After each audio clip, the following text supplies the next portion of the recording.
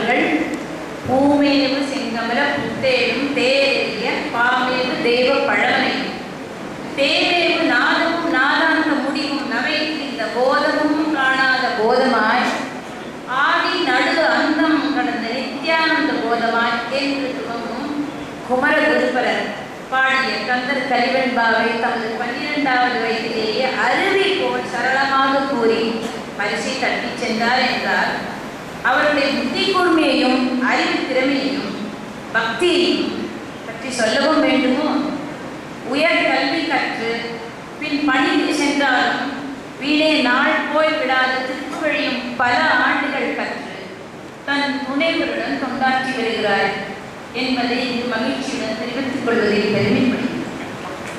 தற்போது பெங்களூரில் வசிக்கும் இவரை திருப்புகழ் ஆன்மீக பெருவிழாவிற்கு வருக வருக என அன்புடன் வரவேற்கிறோம்.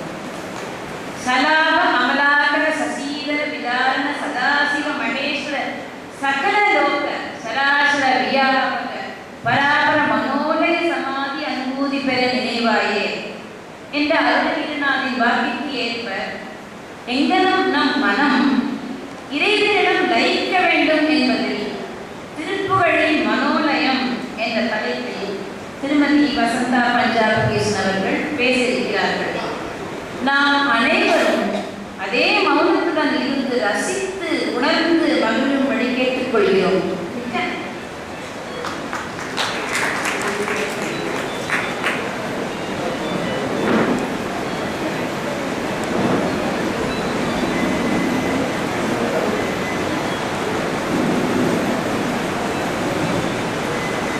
அனைவருக்கும் நமஸ்காரங்கள். முக்திக்கு வித்தாகும் பக்தி.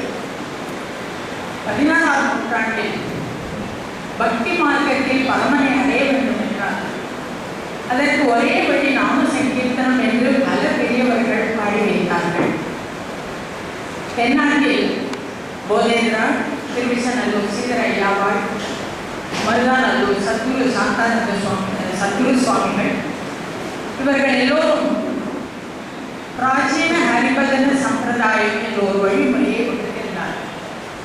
சற்றே ஒரே அதே காலத்தில் ஒரு கவி புலவன் இசை குறுக்கி வரை ஒளியை இடித்த அந்த நாதத்தோரியும் கீத சுராலயம் அந்த ஆறுமுகனை பற்றி 1000 சந்தப்பாக்கள் கனத்த செந்தமிழில் பாடி வைத்தார் அருணகிரி என்ற அற்புத கவிஞர். அந்த கவிதைகளை அந்த பாக்களை இந்த சென்ற 20ஆம் நூற்றாண்டில் இசைப்படுத்தி அதை ஒரு இசை வழிபாட்டு முறையாக்கி ஆண் பெண் வேதமர ஜாதி குலமின்றி எல்லோரும் இசை பயின்று ஷடாட்சரத்தை அறிய வைத்த ஒரு பெரிய அன்பர் கூட்டத்தை உயிர்வித்த எங்கள் குருஜி ராகவன் அவர்களுக்கு முதற்கண் நமஸ்காரங்கள். ஆதிசங்கரர் இந்து மத கோட்பாடுகளை நிறைவேறுவதற்காக தன் சீடர்களை நாடெங்கிலும் அனுப்பினார், மடங்களை நிறுவினார். அந்த மடங்கள் இந்து மத கோட்பாடுகளை நிலைநிறுத்திக் கொண்டிருக்கின்றன. அதே போல நம் குருஜியிடம் நேரடியாக தீர்ப்புகள் பயின்ற அவருடைய சீடர்கள் உத்தர தட்சிண திக்குகள், பூர்வ பশ্চিம திக்குகள் எல்லாவற்றிலும் சென்று இசை வழிபாட்டு முறையை பரப்பினார்கள், பரப்பி வருகிறார்கள். அந்த வகையில் எங்கள் கர்நாடக மாநிலத்திற்கு அமர திரு வெங்கட்ராமன் அவர்கள் இந்த திருப்புகழ் இசை வழிபாட்டை கொண்டு வந்தார். அவரை நாங்கள் சின்ன குருஜி என்று சொல்லுவோம். ஏனென்றால் பெரிய குருஜியின் இசை வழிபாட்டு சின்னத்தை எங்களுக்கு கொண்டு வந்து சேர்த்தவர்கள். குருஜியின் திருப்புகழ் சின்னம் தாங்கி எங்களுக்கு கொண்டு வந்தவர். அதனால் ஒரு சின்ன குருஜி. கூடி கதைகள் பேசி தேடி சோறு தின்று மனையோரும் இடம் வளர்ந்து வர விருந்தரங்கி இங்கும் இங்கும் ரொம்பும் துன்பும் பல பேசி இருந்த எங்களை அழைத்து, இதோ எங்கள் குருநாதர் உங்களுக்காக ஒரு அற்புதமான வழியை திறந்து வைத்திருக்கிறார், ஒரு அற்புதமான காத்திருக்கிறது. பாருங்கள், வந்து எல்லோரும் திருப்புகழை கற்றுக்கொள்ளுங்கள். ஆட முடியும் இல்லையா? பரவாயில்லை, கேளுங்கள் என்று சொல்லி எங்களை இந்த திருப்புகழ் இசை வழிபாட்டு முறைக்கு ஆற்றுப்படுத்தியவர் அமரர் திரு வெங்கட்ராமன் அவர்கள். அவருக்கு மனமார்ந்த நமஸ்காரங்கள்.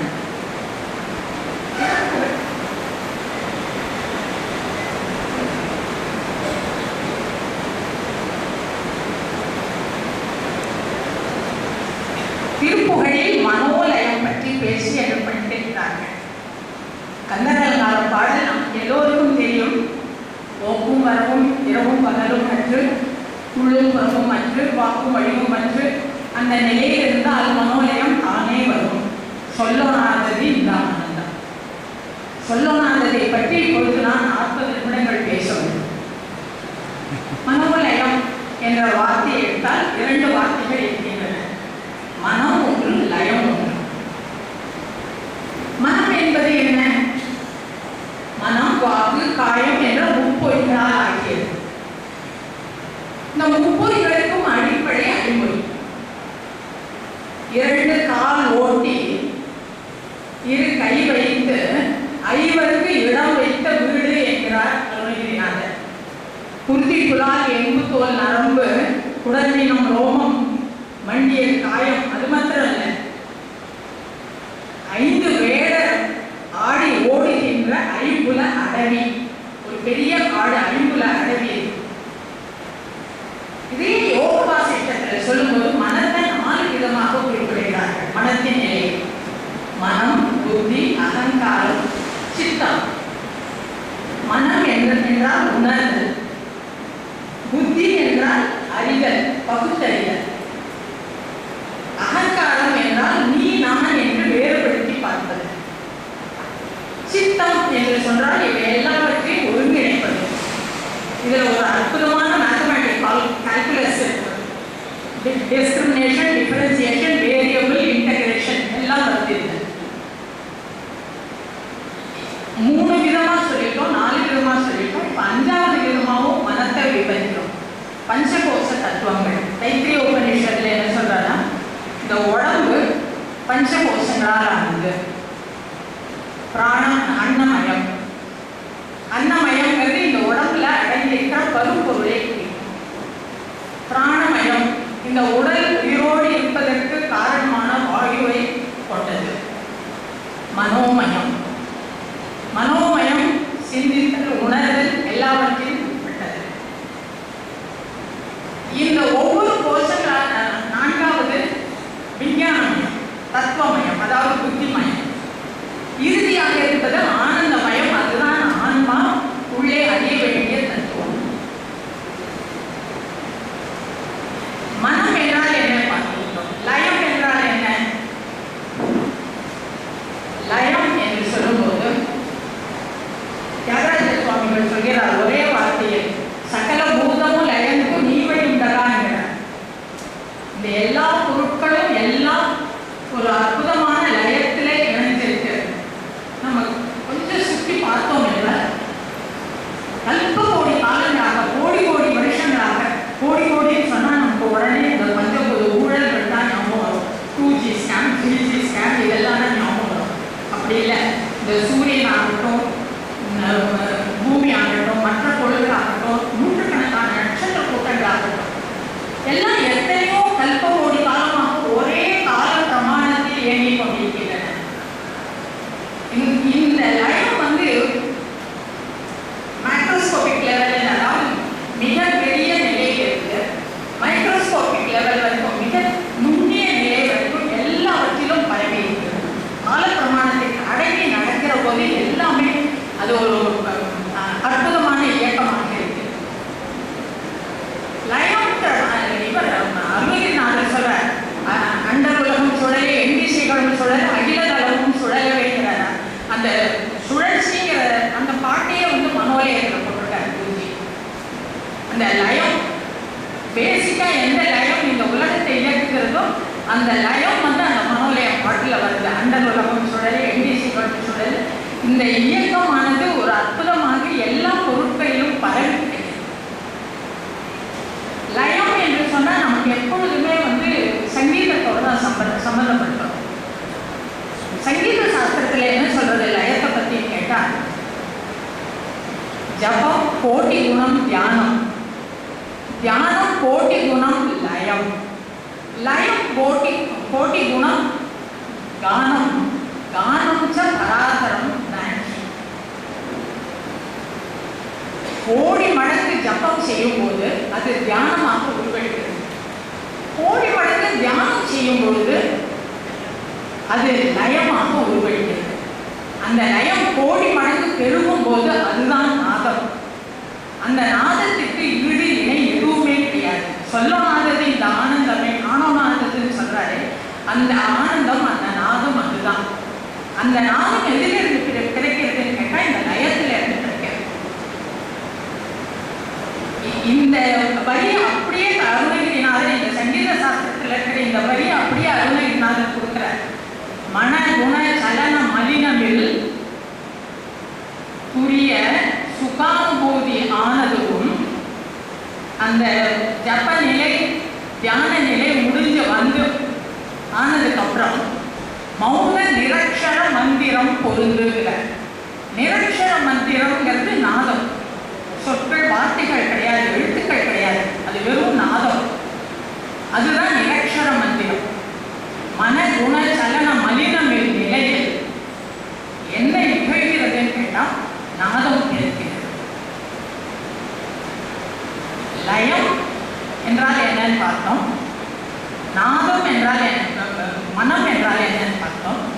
இப்ப லயம்ங்கிறத எடுக்கிற போது நாதோபாசகர்கள் எல்லாருக்கும் லயம்ங்கிறதும் மனோலயம் என்பதும் ஒன்றுதான். முத்துசாமி தீட்சிதர் சொல்றார், ஏகாகிர மனோலய ஸ்ரீகரிங்கிற. ஏகாகிரம் எல்லாவற்றையும் ஒன்றுபடுத்தி நிற்கின்ற நிலைமை, அதுதான் மனோலயம்ங்கிறார். ஒருப்படுதல் மனத்தில் வர நினைத்து அருளி, ஒருப்படுதல் இருப்புடமே மனத்தில் வர நினைத்து அருளி. கருப்பு வில்லி பாட்டில் சொல்றார் அருணகிரிநாதர். ஒருப்படுதல், மனசு ஒருப்படுத்துவதற்கு எனக்கு ஒரு ஆசை வரட்டும் முதல்ல, அதுக்கு எனக்கு அருள் கொடுன்னு கேட்கிறார். அந்த ஒருப்படுதல் அப்படின்னு வர்றதுதான் லயம். ஆனா கருத்த அந்த அருணகிரிநாதர் பாடல்களை பார்க்கும்போது மனோலயம் என்பதையும் சமாதி நிலையிலும் அனுபூதி நிலையிலும் அவை எல்லாம் ஒன்றுக்கொன்று மிக அருகில் இருப்பதாகவே அவர் எடுத்துக்கொள்கிறார். எல்லாருமே பாட்டில் வரும்போது மனோலய சமாதி அனுபூதி அருள்வாழேங்கிறார். மனோலயம் சமாதி, சமாதி வந்ததுக்கு அப்புறம் அனுபூதி அப்படின்னு எடுக்கலாம். அதுவே தரையின் மானுடர் பாட்டில் வரும்போது பகர உணாதது சேர உணாதது வான தயாபரபதி, அது எப்படின்னு கேட்டாக்க சமாதி மனோலய அனுபூதி தாராயன்னு கேட்கிறார். அதனால இந்த மனோலயம் சமாதி நிலைக்கு உள்ளே இருக்கின்ற தன்மை. அதனால சமாதி நிலை கிட்டியது என்றால், சமாதி நிலை என்பது தன்னைத்தானே அறியும் நிலை. அந்த சமாதி நிலை கிட்டியது என்றால் மனோலயம் கிட்டி இருக்கிறது.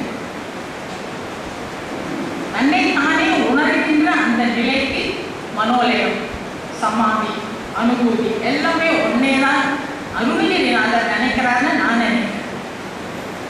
இப்போ மனோலயம்னு சொல்லும்போது ரொம்ப வருஷம் ஃபிசிக்ஸ் டீச் பண்ணியிருந்தேன். 40 வருஷம் காலேஜில் டீச் பண்ணேன். அதனால ஃபிசிக்ஸ்லேருந்து ஒரு எக்ஸாம்பிள் சொல்லணும்னு ஆசையாக இருக்குது. இந்த பிரபஞ்சத்தில் இருக்கிற எல்லா பொருட்களையும் 3 பிரிவாக பிரிக்கலாம். ஒன்று சாலிட், ஒன்று லிக்விட், ஒன்று கேஸ். ஒன்று வாயு நிலையில் இருக்கும், அதையே கொஞ்சம் குளிர வச்சோன்னா அது திரவமாகும்.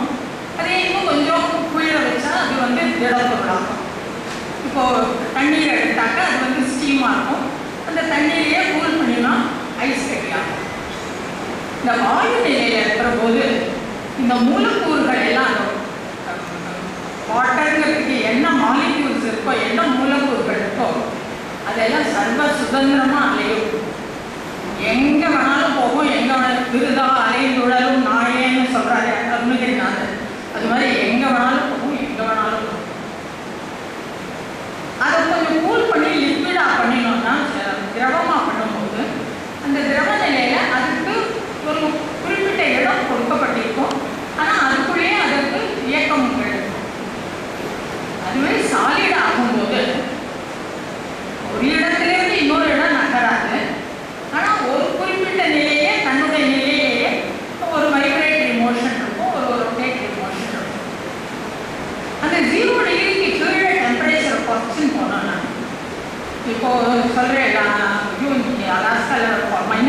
டிகிரிஸ், கனடாவில் -30 டிகிரிஸில் இருந்தோம்னு சொல்கிறோம். அந்த -30 டிகிரிஸ் -40 டிகிரிஸ்னு டெம்பரேச்சர் கீழே போட்டு -273 டிகிரி சென்டிகிரேட்னு ஒரு டெம்பரேச்சர் இருக்குது. அதை ஃபிசிக்ஸில் சொல்லும்போது அப்சல்யூட் ஜீரோ. அந்த அப்சல்யூட் ஜீரோ வந்தபோது இந்த பார்ட்டிகிள்லாம் என்ன ஆகும்னு கேட்டால் அதுக்கு எந்த விதமான இயக்கமும் இருக்காது. அப்படியே ஒரு டிரான்ஸ்லேட்டிவ் மூமெண்ட் இருக்காது, ஒரு தனக்குள்ள ஒரு அலைகள் இருக்காது, ரொட்டேஷன் இருக்காது, ஒன்றும் இருக்காது, அப்படியே அமைதியாக இருக்கும். ஆனால் வேடிக்கை என்னன்னா அந்த அமைதியாக இருக்கிற நிலையில அந்த பொருளே இருக்காது. When there is no motion, when there is no energy, the particle does not have any mass. அந்த அப்சல்யூட் ஜீரோங்கிறது தான் மனோலய நிலையோனே தோன்றுது. ஜீரோ, அந்த ஜீரோங்கிற டெம்பரேச்சர்ல ஒண்ணுமே இல்லாத ஒரு அருவ நிலை வந்து பார்த்துக்கிறது, அதுதான் வந்து மனோலயம். அதே சங்கீதத்திலேருந்து எடுத்தா கூட இன்னொரு ஒரு நல்ல எக்ஸாம்பிள் சொல்லலாம். பொதுவாக இந்த சங்கீதத்தில் ராகத்தெல்லாம் இது பண்ணுறதுக்கு கனெக்ட் பண்ணுறதுக்கு என்ன மேடம் கட்டாராகும் அப்படின்னு சொல்கிறதுக்கு என்ன பண்ணுவோம், ஒரு கடப்பையாதி சங்கியான ஒரு சிஸ்டம் யூஸ் பண்ணணும், பயன்படுத்தணும். அந்த கடப்பையாதி சங்கியால் என்ன பண்ணுவான்னு கேட்டால் ஒவ்வொரு எழுத்துக்கும் ஒரு எண்ணிக்கை உண்டு. அந்த ஒரு ராகத்தோட முதல் 2 எழுத்துக்களை என்ன நம்பரோ அதை திருப்பி போட்டாக்க அத்தனாவது மேளகர்த்தாராகும்னு சொல்லுவோம். இப்போ மனோலயம்ங்கிற வார்த்தையை எடுத்தோம்னா மேன் ஒரு எழுத்துக்கு மேன் ல ய, மேக்கு 5, மேக்கு 0, ல 3, ய 1, மொத்தமாக பார்த்தா 9 வந்து ஊட்டினா 9ங்கிறது ஒரு தனித்தன்மையான எண். 9ஓட எதை சேர்த்தாலும் அது 9 மல்டிப்ளை பண்ணால் 9 தான் வரும். 9க்கு அப்புறம் வர நம்பர்லாம் திருப்பி வரும். 0ங்கிறது முதல் நம்பர், 9ங்கிறது கடைசி நம்பர். அப்சல்யூட் ஜீரோன்னு சொன்னேன், இப்போ வந்து 9ன்னு சொல்றேன். ஆதியும் அந்தமும் எல்லாம் சேர்ந்து ஒன்று நெருங்கிய நிலை மனோலயம். இந்த மனோலயம் எப்படி வசப்படுகிறது? முதலே சொன்னேன், அருணகிரிநாதர் ரொம்ப அழகாக கிளியராக ரொம்ப தெளிவாக கொடுத்துருக்காரு. போக்கும் வரவும், இரவும் பகலும், உள்ளும் புறமும், வாக்கும் வடிவும் அற்ற நிலை, இந்த 4ம் இல்லாத நிலையா இருந்ததுன்னா மனோலயம் தானே வரும்.